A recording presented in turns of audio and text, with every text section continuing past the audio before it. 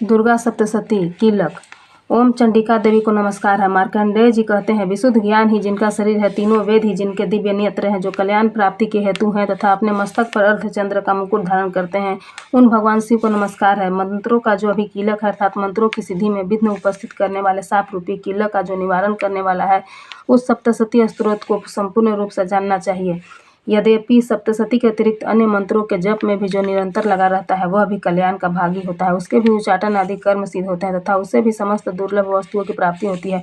तथापि जो अन्य मंत्रों का जप न करके केवल इस सप्तशती नामक स्तोत्र से ही देवी की स्तुति करते हैं, उन्हें स्तुति मात्र से ही सच्चिदानंद स्वरूपिणी देवी सिद्ध हो जाती है। उन्हें अपने कार्य की सिद्धि के लिए मंत्र, औषधि तथा अन्य किसी साधन के उपयोग की आवश्यकता नहीं रहती। बिना जप के ही उनके उच्चाटन आदि समस्त अभिचारिक कर्म सिद्ध हो जाते हैं। इतना ही नहीं, उनकी संपूर्ण अभीष्ट वस्तुएं भी सिद्ध होती है। लोगों के मन में यह शंका थी कि जब केवल सप्तशती की उपासना से अथवा सप्तशती को छोड़कर अन्य मंत्रों की उपासना से भी समान रूप से सब कार्य सिद्ध होते हैं, तब इनमें श्रेष्ठ कौन सा साधन है। लोगों की शंका को सामने रखकर भगवान शंकर अपने पास आए हुए जिज्ञासुओं को समझाया कि यह सप्तशती नामक संपूर्ण स्तोत्र ही सर्वश्रेष्ठ एवं कल्याणमय है।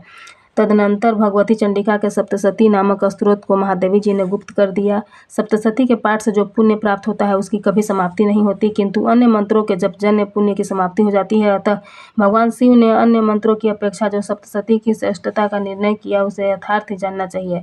अन्य मंत्रों का जप करने वाला पुरुष भी अन्य सप्तशती स्तोत्र और जप का अनुष्ठान कर ले तो वह भी संपूर्ण रूप से ही कल्याण का भागी होता है, इसमें तनिक भी संदेह नहीं है। जो साधक कृष्ण पक्ष की चतुर्दशी अथवा अष्टमी को एकाग्रचित होकर भगवती की सेवा में अपना सर्वस्व समर्पित कर देता है और फिर उसे प्रसाद रूप से ग्रहण करता है, उसी पर भगवती प्रसन्न होती हैं, अन्यथा उनकी प्रसन्नता नहीं प्राप्त होती। इस प्रकार सिद्धि के प्रतिबंध रूपक कीलक के द्वारा महादेवी जी ने इस स्तोत्र को कीलित कर रखा है। जो पूर्वोक्त रीति से निष्कीलन करके इस सप्तशती स्तोत्र का प्रतिदिन स्पष्ट उच्चारण पूर्वक पाठ करता है वह मनुष्य सिद्ध हो जाता है, वही देवी का पार्षद होता है और वही गंधर्व भी होता है। सर्वत्र विचरते रहने पर भी इस संसार में उसे कहीं भी भय नहीं होता।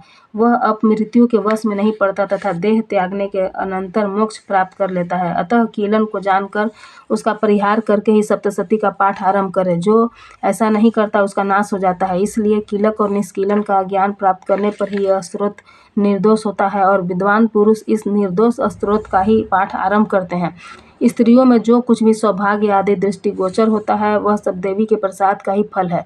अतः इस कल्याणमयी स्तोत्र का सदा जप करना चाहिए। इस स्तोत्र का मंद स्वर से पाठ करने पर स्वल्प फल की प्राप्ति होती है और उच्च स्वर से पाठ करने पर पूर्ण फल की प्राप्ति होती है। अतः उच्च स्वर से ही इसका पाठ आरंभ करना चाहिए, जिनके प्रसाद से ऐश्वर्य, सौभाग्य, आरोग्य, संपत्ति, शत्रुनाश का परम मोक्ष की भी सिद्धि होती है।